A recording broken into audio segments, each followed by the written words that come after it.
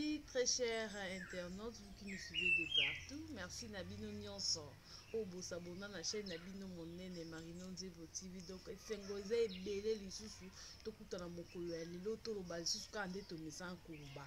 Merci Nabaonos Babonakana, Basabonakana, Marino Nzebo TV, Marino Nzebo TV, au Betika Marina, au séparé Nzebo TV, au s'abonner la chaîne Nabiso Monene. Merci Nabaoyanga, vrai, merci Nayo Moko. Petit frère ya Fachi Béton, Ibrahim Chipanda, oh babi, l'arbre qui cache les forêts, merci. D'ailleurs, merci l'autorité morale. Ah, autorité morale, Kalaming te va descendre dans la Kinshasa. Autorité morale, merci Nayo. Merci Nabao Yanga, vrai Nangai. Bonus va partager qui vidéo tout ça qui l'autre fois. Donc, on a pour la vidéo tout ça qui la fois passée. T'es montré qui n'a kanda makasi. N'a ba bavure, oh, ba policier, ba oh, sala, n'a mboka lukala. Oh, bah, ça là qui par rapport à arrestation arbitraire ya papa nangai peut vice des procédures ya makambo oh il a fallu ba ça là donc policier a ko ça là yemoko abimi plaignant yemoko abimi accusé bon bataille qui vidéo na biso la fois passée to ba qui était papa biso abimi policier moi si ya policier qui kosomba kisi après kosomba kisi azongi na ndaku atali kisa moni kisa bambuma mais amelisi mwana kaka bungu na tongo mobali amoni a vérifier albino no tozonga place bosala ya bosombelaki bazongi biso pe toboyaki te toyambaki bango le temps pour eux biso to bongisa pona bango policier était fâché et puis azu enlevé papa na biso amemi eti na bureau à la police et ça là qui mabe na suka nango yemoko afundi policier yemoko susu abimi OPJ asambisa muto ya afundi est-ce que zalaka na ebi ke zalaka te tokendaki lobi komona responsable za major Wilson que je salue place azali to expliquer qui est cannabiso parce que na suka nango basenga ki amende de 50 000 de papa biso afuta ki 40 000 il y a $50 pardon 100 000 et ba kakoli basuka ki na 40 000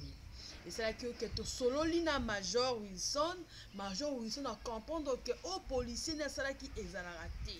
et donc oya sala ki wana yemoka bimi juge parti en plus mbongo azui mbongo yende mtazwa ki mbongo azwa mbongo par rapport ni alors mbongo fait kota la caisse à l'état le responsable azaki même pas informé na dossier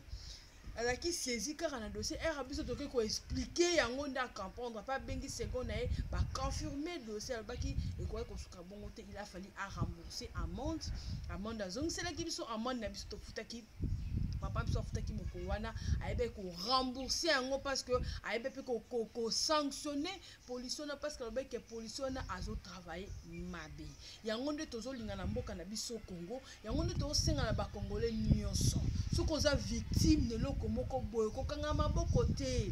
ko baisser maboko te parce que bela ba policier pe ba yebi na bango loi ba otambisa ba te donc ba yebi que population pas ignorante par rapport ya ba loi na bango wana yango moni pe eza ba bloko mususu ozo na on a raison mais façon policier quoi ko malmener pe a intimider na intimidation OK okwei na ba bavure policière ils ont ça la mabe ils ont ça la passe yango zo singa biso nyoso to tanga kabalwa mboka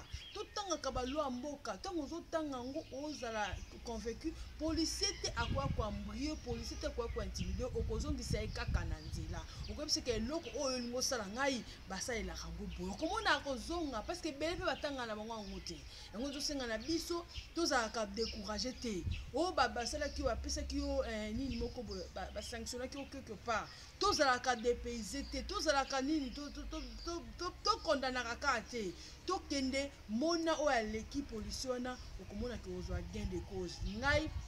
na monaki ba hiérarchie ya policier na essaye ke nazwa gain de cause mandat o nino amondo basengaki bazongisa ya kibiso yango merci na bino ba internaute nyonso merci na frère Mbongi wa filmer biso merci na bino nyonso boza tellement ebele sikano so bozali na monde entier bolanda biso bo s'abonner kaka ebele na cadre ko soutenir biso na cadre ko soutenir so to kende liboso to la bloka ba information peut toi ka ko dénoncer parce que dénonciation eza nango obligatoire na mutu nyonso a se sentir aza lésé ni loko moko boye basali azana droit ya ko dénoncer merci na bino bozala toujours branché na Marino Nzebo TV numéro na biso pe contact eza wana